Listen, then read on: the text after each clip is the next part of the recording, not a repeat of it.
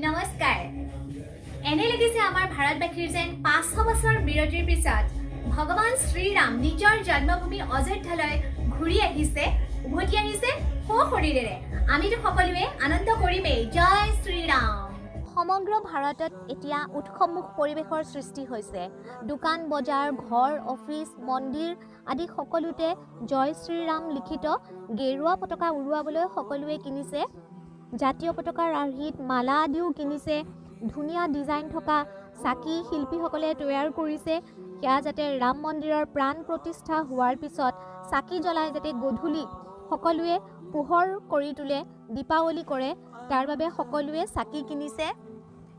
প্ৰধানমন্ত্ৰী নৰেন্দ্ৰ মোদীয়ে ৰাইজক আহ্বান কৰিছিল যাতে 15 জানুৱাৰীৰ পৰা হিন্দু সমাজৰ প্ৰতিটো মন্দিৰ চাফচিকুণ যাতে কৰে সজাই পৰাই যাতে তোলে আৰু প্ৰধানমন্ত্ৰীয়ে নিজেই বহুতো মন্দিৰ সাফাই কৰিছে আৰু নিজে জাৰু হাতত তুলি লৈছে অযোধ্যাৰ ৰাম মন্দিৰৰ প্ৰাণ প্ৰতিষ্ঠা সমাৰোহ যোৱা 17 জানুৱাৰী 2024 পৰা আৰম্ভ হৈ আছে ৰাম মন্দিৰত ঐতিহাসিক উদ্ঘাটন দুপৰীয়া 12টা 20ৰ পৰা 12টা 45ৰ ভিতৰত হ'ব বুলি জানিব পৰা গৈছে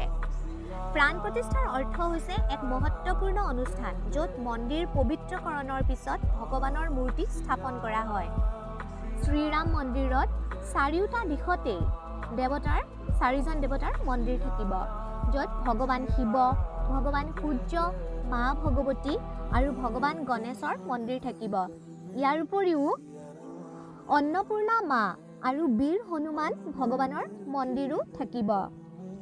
ৰাম মন্দিৰত প্ৰায় ৭,০০০ অতিথি নিমন্ত্ৰিত হৈছে প্ৰধানমন্ত্ৰী নৰেন্দ্ৰ মোদীয়ে মন্দিৰত অনুষ্ঠান কৰিব প্ৰাণ প্ৰতিষ্ঠাৰ দিনা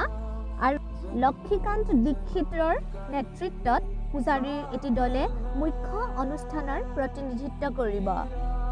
অহাকালি এই প্ৰাণ প্ৰতিষ্ঠাৰ সময়খিনিত সকলোৱে নিজৰ নিজৰ ওচৰত থকা মন্দিৰত গৈ শ্ৰীৰামৰ নামত জপ কৰিবলৈ বা পূজা সেৱা কৰিবলৈ ৰাম নাম ল'বলৈ সকলোকে আহ্বান জনাইছে আৰু যদি সম্ভৱ হয় নিজৰ নিজৰ মন্দিৰত LED TV লগাই পেলাই সকলোকে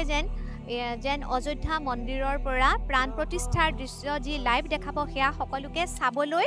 আৰু ৰামৰ নামত নিজকে অৰ্পণ কৰিবলৈ সকলোকে নৰেন্দ্ৰ মোদীয়ে আৰু মন্দিৰ পৰিচালনা সমিতিয়েও আহ্বান জনাইছে অযোধ্যাৰ পৰা पंडित जी नमस्ते आप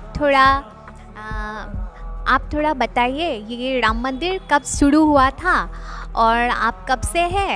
और जो अयोध्या में जो प्राण प्रतिष्ठा होगा राम मंदिर का यहाँ पे क्या क्या होगा आप थोड़ा बताइए दर्शकों को हाँ जय श्री राम ये मंदिर 1968 सन में स्थापना हुआ तब ये भगवान रामचंद्र जी का यहाँ प्राण प्रतिष्ठा तब हुआ